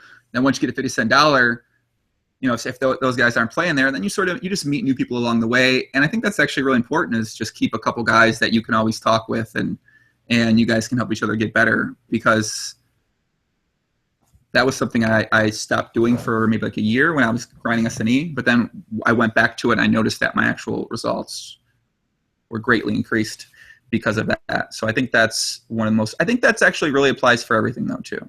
Yeah, I agree. As it applies to poker too, I think it's good to have different people to talk to about different concepts. So one way to look at it is you talk to certain people as like basic hand checkups, right? Mm-hmm. And then you have friends where you have like a really complicated, in-depth hand where you run like some sort of insane bluff, and you want to talk to them about if it's good or not. But maybe the 25, 50 cent guys were good for saying, hey, is this like a raise pre-flop? Let's discuss that a bit. But then the 50 cent a dollar guys are like, okay, like what do you think of this bluff or like this call? And then I also think it's good to have people that are, in life, but also poker, good at different things. So not only like people who are like 25, 50 cent, 50 cent a dollar, 1, 2, whatever, 50, 100 grinders, but people who are like, good at using some of the software, or people that are good at live tells if you're playing live poker that you can talk to about that. And I think just the bigger a group you build, the more resources you're going to have. Everyone's going to help each other. I've actually found talking with one of my live PLO friends lately has been, because I feel like he thinks about the game a little bit differently than I do. So talking with him about PLO and some situations he might get into in live is helped me with how I might play some situations, or start thinking about situations a little bit differently online. And yeah, I think that goes to your point about, that's something I don't do though. I don't do that very well, Max, is that I don't have like a broader, most of my friends are usually along the same lines in terms of, I feel like what they do well or the kind of play style they have. So that's something I need to think about more, is figuring out, maybe get some more, get some guys who might do some other things and start talking more poker with them. So pretty interesting stuff. It's something to think about more. Guys in the chat, you have some shout outs, Max? You want to give a shout out to anybody before we go? Shout out to, let's see who's still in this. Timex busted. Shout out to Straight Cash Homie and Scott Seaver, still in. 24 people left. Straight Cash Homie and Scott Seaver. The rest of the team has been eliminated. You should have, has Scott been on? Scott has not officially been on the pod. We've talked about it a number of times in person, of course, but we've never actually officially made it happen. All right, you should get Scott on. Yeah, he would be entertaining, I'm sure. He'd be entertaining. Guys in the chat, I'm actually going to be back Wednesday. I might be back tomorrow. Wednesday, I got Tommy Angelo coming on. He's an old school mindset guy. We're going to talk some mindset, meditation, some stuff like that. We got Sean Deeb coming on Thursday. He wanted to talk about the Jason Mercier versus Doug Polk beef, and I'm sure we'll talk about all kind of fun shit with him. And I'm not sure exactly which dates. We're still got to squeeze in. Me and Justin Bonham are going to do a pod at some point in time. We had Scoop right now, so we couldn't get that figured out during Scoop, but that should be sometime soon as well. And pretty sure we're still going to have Fedor on, Emil Patel. We haven't had on actually before. Andrew Barber to talk about markup in tournaments, because he wrote something about markup recently. And and maybe Gerard. You remember her? You know that guy Gerard? Jira? Oh yeah. He was the guy from the Hasib scandal thing. Yeah. I talked to Gerard, and I might have him on the podcast too, which would be quite interesting. Yeah, that'd be interesting. And who else? Phil Galfan's coming up, but that's in July after the World Series of Poker. People have always asked about him. And Jennifer Tilly at some point. I don't know, man. I got a fucking lot of people popping. Jesus Christ, I got to fill these in. Jennifer Tilly's coming up sometime soon too. I don't know. That I want to probably get Sam or Luke on the podcast too. When we see them, we'll probably see him over summer too. I don't know, man. That's it, Max. Max, appreciate you coming on, Poppy. If people want to follow you on Twitter, it's Max_Greenwood, correct? Yeah, I don't tweet a lot, but yeah. You have Instagram? Anything people can follow you on at all if they're interested? Yeah, my Instagram that I share with my girlfriend that we did a lot of our kind of travel pictures on was High Heels and Hero Calls. One more time, High Heels and what? Hero Calls. That's awesome, dude. Yeah, she had the idea of high heels and something else, and I wanted something alliterative with high heels, and I was like, but poker related, and came up with that. That's cool. You should have a Sam one, a Luke one individually, and then we could do like a 3 Greenwood one where we all just yell at each other. That'd be pretty fun, actually. We can do that during a series. We can do that out in Vegas. Yeah. Are you on EC again? I am. Man, I don't know. Y'all were crazy last year. I gotta say, man, y'all tournament players were crazy last year, man. I don't know. You guys were insane. I'm like, LaFort's like, we're going with name a bunch of people. I'm like, all right, that's like the more tournament. I know I mainly know cash guys. I don't know the other side of things. Y'all turn up, man. Y'all have fun. I didn't realize It's a good time. You guys went so hard, man. I was like, God damn, these kids are crazy, dude. For fuck's sake. So yeah, I'll probably be seeing you in a couple weeks in Vegas, my friend. And yeah. I've got one more shout out. Give it. Let's hear it. Toronto Raptors tonight. Bismack Biyombo tonight. So it's like you think Bismack Biyombo can? You think he can do it again? You think he can have a big night and sway Game 4 and make it 2-2 Cavs Raptors? I hope so. If he gets 25 boards again, that's going to be pretty. It's going to help. Yeah, I don't think so. I mean, hey, you gotta have faith, Poppy, right? Yeah. You gotta have faith. Crispy says, "Can you get Howard Letter on?" I don't know. Do you think I should get Howard Letter on if I could get him on, Max? Yeah, definitely. I don't know, man. I shouldn't have been talking so much shit about him. Oh, come on. Everyone's gonna say. I would say the same things to him. I mean, come on. It's a pretty fucked up situation. Get him on and see what he has to say. Maybe.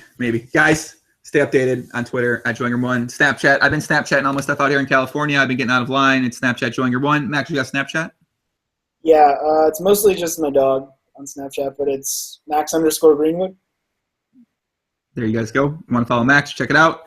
And that's it. I'm out. I'm going to go do something outside in the sun, work on my tan, and try to find my life. Max, thanks for joining me on the podcast today, and I'll be seeing you soon, my friend.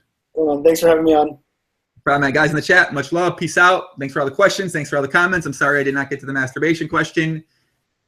I didn't want to throw it in this time. So next time, guys. Adios. Peace out. Much love. See you guys later. GG.